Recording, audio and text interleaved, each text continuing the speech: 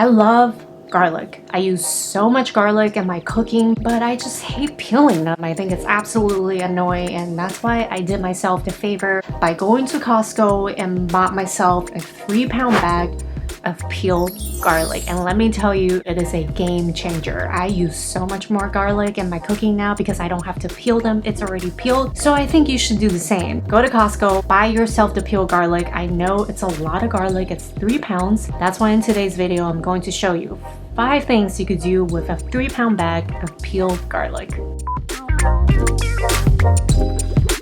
This one is a no-brainer. Anytime you have a surplus of produce, the best way to make them last longer is to stick them in the freezer, and you can absolutely do that with garlic. All you need to do is place them in a bag or any container you have and shove them in your icebox, and you'll have fresh frozen garlic for all your cooking needs, and they'll last way longer than in the fridge without losing too much flavor. Another cool thing you could do is to make your own minced garlic ice cubes, and here's how you do it. In a food processor, process the whole cloves of garlic until the desired consistency you'll want, whether that's rough chopped, minced, or finely minced. I like mine finely minced. Now take a sandwich bag and transfer the minced garlic into the baggie and flatten it out. Place the baggie on a sheet tray and take a bench scraper and make indentations on the flattened garlic to make little garlic cubes.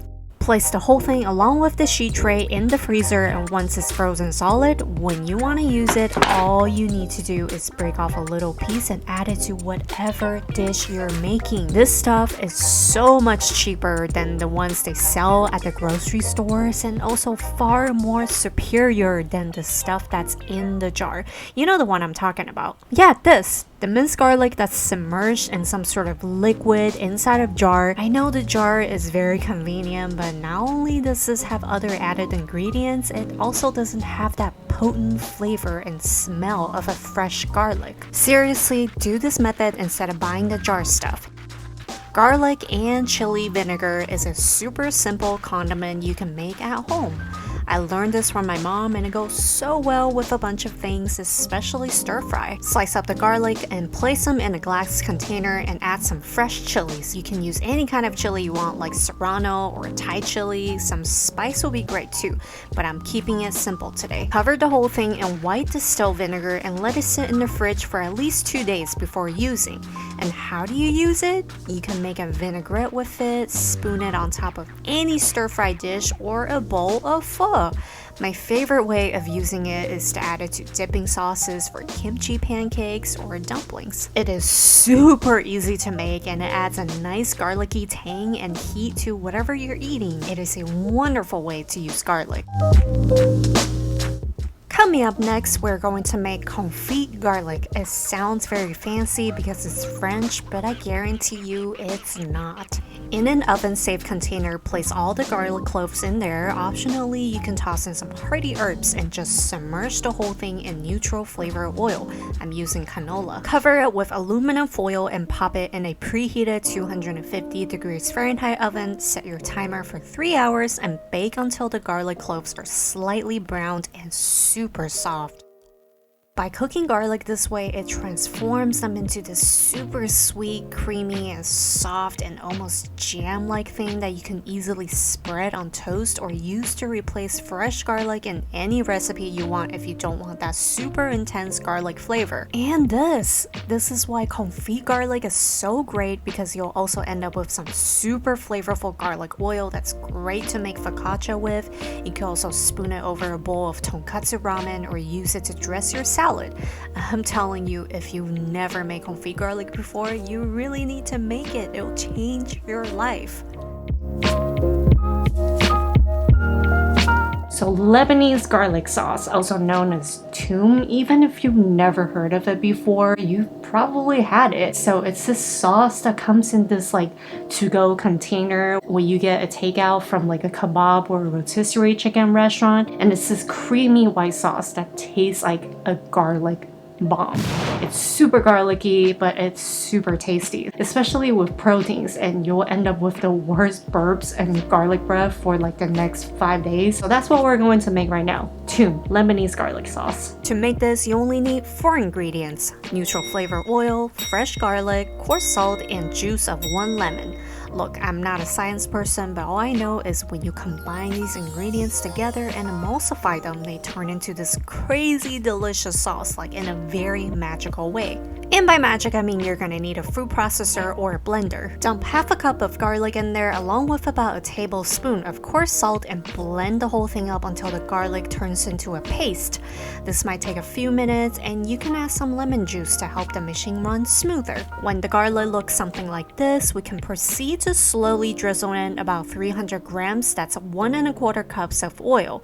And you should alternate adding in the oil and the remaining lemon juice, just like making mayonnaise. You don't want to pour the oil in all at once. It needs to be a steady, slow stream so the garlic can get emulsified properly. And if you've done everything correctly, you should end up with a sauce that's pale, fluffy, and creamy that looks something like this. I mean, just look at that.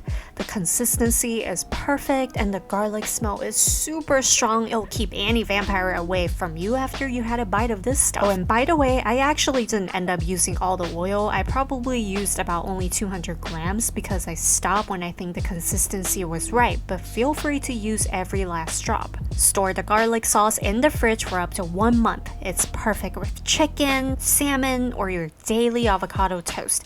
It's also great as a dip for vegetables or even bagel or french fries. This garlic sauce is seriously so delicious and addicting, but just beware not to kiss your loved ones after eating it because you'll end up with the worst burps and garlic breath. The last thing we're going to make is a super flavorful compound butter that goes super well with steaks and bread. The base of this compound butter is pretty simple. You just need some fresh herbs, unsalted butter, minced garlic, or confit garlic. I'm using the garlic cubes we made earlier and zest of 1 lemon. Compound butter is super customizable. You can build on top of the base. You can absolutely add whatever flavorings or seasonings you want based on your preference. In a large bowl, add 2 sticks of room temperature unsalted butter. Give it a quick smash until it is the consistency of mayonnaise. For the herbs, I'm just using the poultry herb mix that I got from the store, which are rosemary, thyme, and sage. You can use other herbs like chives or parsley. So you want to remove the herbs from their stems and chop everything up super finely. And the trick here is to add a little bit of coarse salt to the herb mix. The salt creates friction and prevents the herbs from flying around and also makes chopping them much easier. Add all the herbs to the butter, that's about 1/4 cup, zest 1 lemon, and a few dashes of cayenne pepper, Chef Sean's favorite, and then add about 3 tablespoons of minced garlic. I'm honestly just eyeballing everything, but if you want to use more or less garlic, feel free to make adjustments. Combine everything with a spatula and we're now ready to season the compound butter. A few dashes of soy, I'm using black garlic soy sauce, and some black garlic molasses. This stuff is awesome. It adds a very subtle garlic flavor and tons of sweetness. And finally, some fish sauce. Honestly, I'm just adding whatever I feel will taste good in this butter. Like I mentioned earlier, this is super customizable. You could add whatever you want. You don't have to follow my recipe exactly. Mix everything up until the sauces are well incorporated, and that is a umami bomb of a garlic compound butter. The fancy way to finish this up is to wrap it in plastic and roll it into a sausage like this, so you can slice it up and put it on your steak. Or you can simply store it in a deli container, in which case will be much easier if you want to smear this on bread or other things. So those are the 5 things you could do with 3 pounds of garlic, and yes, I am in my bathroom right now, and if you're wondering why, well, it's because I have a really bad garlic breath and I'm about to brush my teeth. So I hope you enjoyed today's video, and I'll see you back in the kitchen next time.